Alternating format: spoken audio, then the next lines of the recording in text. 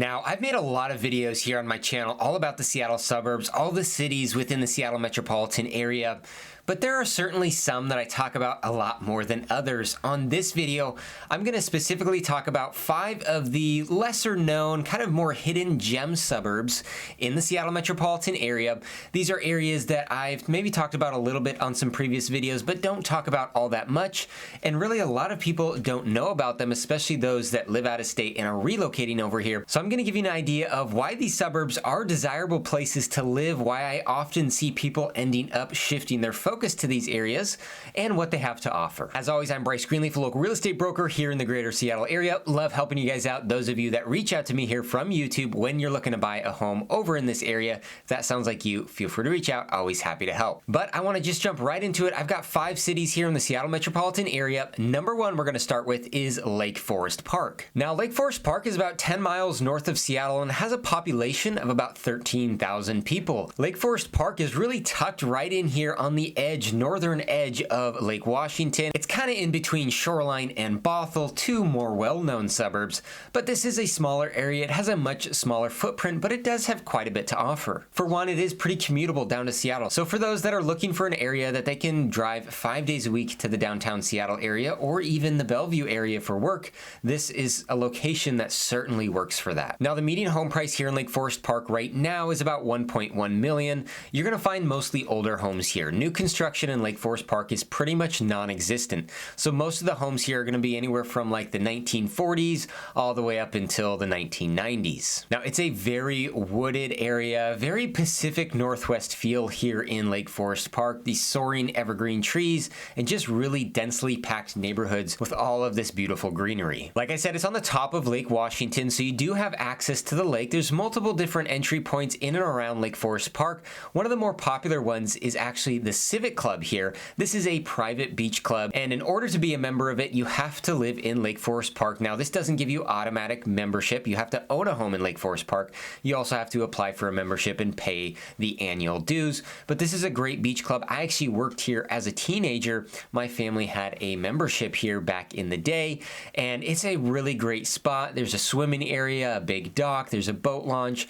there's picnic shelters with barbecues, wide open, grassy green field. There's an event venue that a lot of people do weddings or parties at.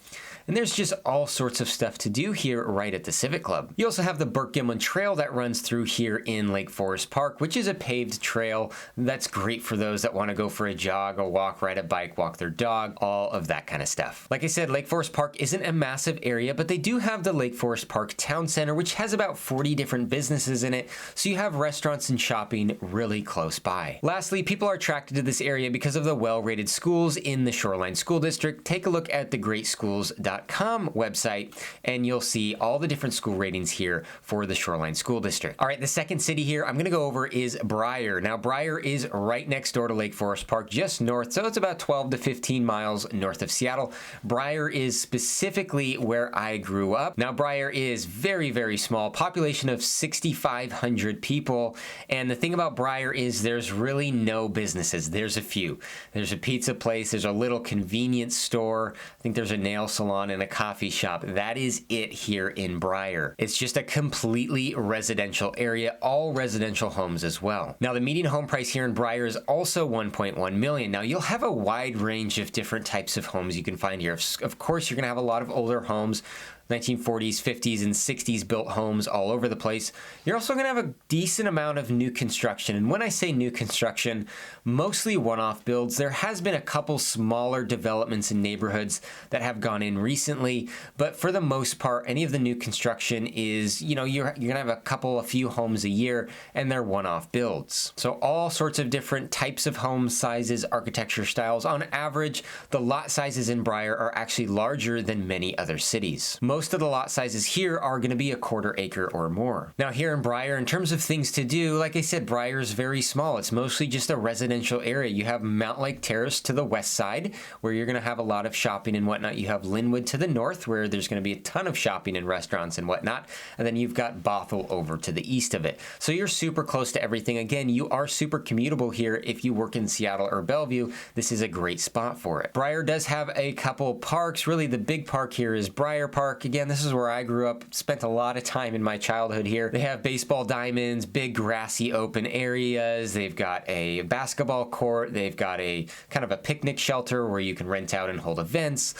They've got a playground. They've got a skate park and tennis courts. So it's a pretty cool park, and it's nice to have when you live right in Brier. All right, city number 3 on this list is Mukilteo. Now, Mukilteo is the furthest north on this list that I'm going to talk about. It's a decent sized area, but not overly large. The population here is 21,000 people, and you're about 20 to 22 miles north of Seattle. And of course, you're located here on the western side, right on the water. Now, here in Mukilteo, the median home price is just under $1 million. It's $975,000 right now. You're also going to have a very, very wide range of homes you can find here because it's located on the western side.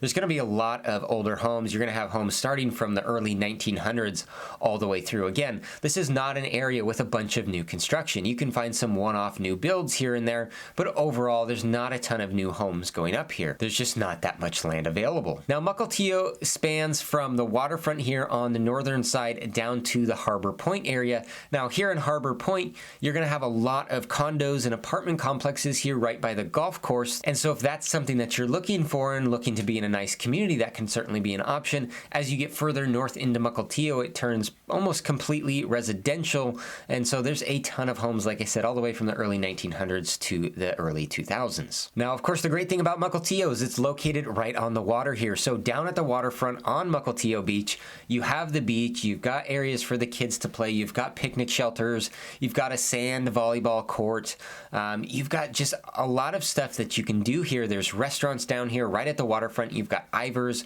which is seafood. You've got Diamond Knot Brewery, and then you've got the ferry terminal as well. As you just go up the hill, up the street a little bit, you've got more restaurants and different local businesses here as well. One of the other nice things about Mukilteo is its proximity to Boeing, so a lot of Boeing workers live in this area and have a real nice short commute to work. All right, city number 4 I'm going to go over here is Duvall. Now, of all the ones on this list that I've talked about the most, Duvall might be that. It has grown in popularity a lot recently. Duvall is located about 25 miles east of Seattle and also just directly east of Bellevue, so it is actually very commutable to the Bellevue area. Seattle a bit more difficult, but definitely there's a lot of people that live in Duvall that commute to the east side for a job 5 days a week. Now, it is a smaller area. The population here is 8,600 people. Now, one thing unique about Duvall is it gives people the opportunity to feel like they're living in a bit more of a small town, but again, still commutable to all those highest paying jobs. And this is kind of what attracts people is, hey, I've got to be tied to this job over here that I need to, drive to 2 or 3 or 5 days a week on the east side. But I don't want to live in the middle of the city in a really busy area. I want more space and privacy and a little bit more openness. And that is certainly the case with Duvall. Duvall is a very semi-rural town. Here in town, you've got the main street that runs through it with your local businesses and shops. And there's a number of restaurants here. But in terms of the amount of amenities built out in Duvall, there's not a lot outside of that. You've got one big grocery store, which is Safeway, so you're not going to have your Targets and your Costcos here. You're going to go to neighboring Woodinville or Redmond for a lot of that stuff. For doctor's appointments, hospitals, all of that kind of stuff, you're going to go to a neighboring city. But people really love Duvall for the small town feel it kind of provides. There are a lot of acreage properties here, and that is one thing, again, that attracts people here is their ability to get 1, 5, 10, 15 acres and a really nice home here. And again, at a more affordable price point than you're going to find on the rest of the east side. Home prices here in Duvall right now are $925,000. In terms of the types of real estate offered, I talked about the rural, semi-rural opportunities with acreage properties, but there's actually a wide mix here in Duvall. It doesn't just feel like a super small town with just really semi-rural properties everywhere. There are a lot of built-out neighborhoods, and there is a lot of new construction going on. Surprisingly, because there is so much land here and because it is commutable to all those jobs, a lot of builders have recently gone into Duvall and put up some new neighborhoods. So you're going to have your typical subdivision, suburban type neighborhoods with, 7,000 to 12,000 square foot lots living on a cul-de-sac, typical suburbia, all over the place, closer to town in Duvall. You're also going to have a lot of newer neighborhoods that are currently building right now. So one of those is the Ridge at Big Rock, which is a Toll Brothers community. And I've had a number of clients interested in that. They've got both townhomes and detached single-family homes, and there's a lot of build-out still to come. And this is a really nice community that people are pretty attracted to.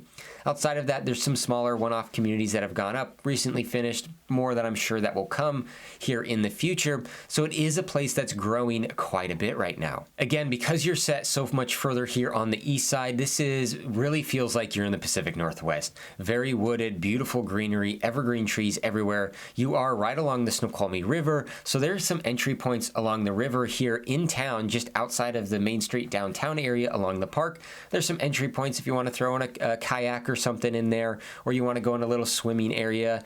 There's certainly some great things to take advantage of here right on the river. City number 5, the last one on this list, is Gig Harbor. And so of all of the ones on this list, in terms of the number of clients that I have interested in any specific city and moving to a city, Gig Harbor is definitely at the very high end of that list. And it's one of my personal absolute favorite cities here in the Seattle metropolitan area. Now, the thing about Gig Harbor is this one is by far the furthest one away from Seattle in Bellevue. So this is really not commutable to a job in either Seattle or the Bellevue area. It's about 45 miles south, and so trying to make that drive in a rush hour time frame is just not fun. So those that live in Gig Harbor often work remote. They work closer to Gig Harbor somewhere, or they're retired. Now, the population here in Gig Harbor is just under 13,000 people, and one thing that really attracts people here to Gig Harbor is the quintessential, I've mentioned this on a few of these cities, this is really common, of course we live in the Pacific Northwest,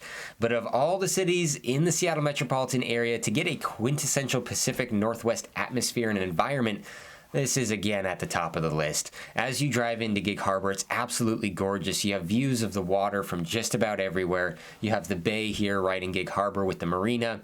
It's very wooded throughout Gig Harbor, so soaring evergreen trees everywhere. It is absolutely gorgeous here. And again, one of the other big things that attracts people here is the price point, the more affordable housing. Median home prices here in Gig Harbor right now are $800,000. And so when you compare it to a lot of other cities on this list, it is quite a bit more affordable. Now, of course, the reason for that is because it's not commutable to those really high-paying jobs in Seattle and Bellevue. And so it's kept a lot of those higher salaried workers in those areas away from buying in Gig Harbor because they're just not able to make that drive. So again, this is an area where there's not that much new construction. You might find some one-off builds here and there for sure, but in terms of the types of real estate available, there's all sorts of different options. You can live in an older home right near town, be walkable to downtown and the restaurants and shops and the bay and all the outdoor recreation there. Or you can live a little bit further out and you can live in typical suburbia. You can live in a neighborhood like Canterwood, which is a gated golf course community. In my opinion, one of the nicest golf course communities in this entire area. Very beautiful.